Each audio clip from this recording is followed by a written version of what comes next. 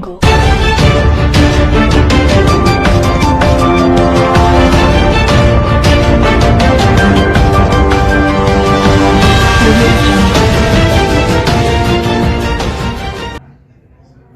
कुमुदा टीव्हीमध्ये आपलं स्वागत आहे.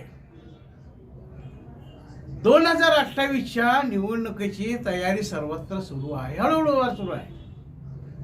सगळ्या पक्षातल्या उमेदवार आपापल्या पर्यायाने तयारी करत आहे.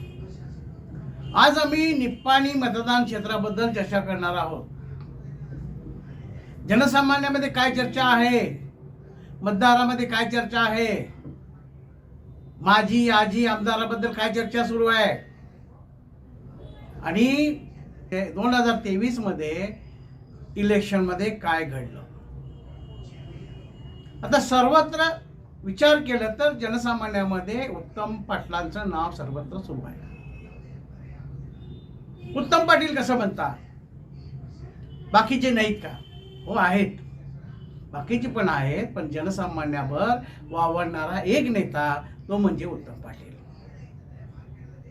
आर्यंत बँकच्या माध्यमातून असू दे, आर्यन शुगर फॅक्टरीच्या माध्यमातून असू दे, शेतकऱ्यांना सतत कैवारी म्हणून उभा राहणारा नेता म्हणजे उत्तम पाटील.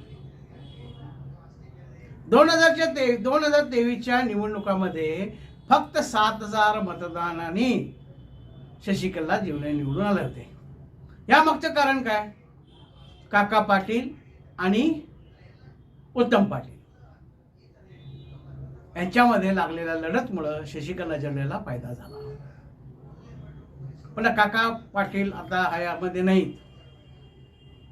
तर उत्तम पाटलांना एवढं सांगायचं आहे, जे काँग्रेसचे मतदार आहेत ते काका पाटील नसल्यामुळे दुसरीकडे जाऊ शकतात, तर तुम्ही त्यांना खेचण्याचं काम करणं गरजेचं आहे. त्याच्या व्यतिरिक्त तुमच्या बरोबर जे हितचिंतक वावरत असतात, जे सल्ला देतात, त्यांचं थोडंसं ऐकावं.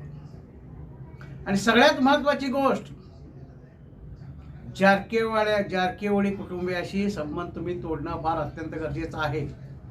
कारण DCC बँकमध्ये एकमेकाची तडजोड झालेली आहे. अण्णासाहेब जल्लेंना सपोर्ट तिथं मिळालेला आहे आणि निप्पाणीमध्ये आम्हाला तुम्ही सपोर्ट करावं असं दोघांमध्ये चर्चा झालेली आहे. यदा कदाचित तुम्ही जर जारकिहोळी या कुटुंबाशी संपर्क साधला तर पैसा तुमचा खर्च होणार आणि मतदान मात्र जल्लेंना मिळणार. तुम्हाला एवढं सांगू इच्छितो, उत्तम पाटील तुम्ही जनसामान्यामध्ये वावरणारे नेते आहे. जनसामान्याने ठरवलेलं आहे 2028 मध्ये निप्पाणीचे आमदार म्हणजे उत्तम पाटीलच.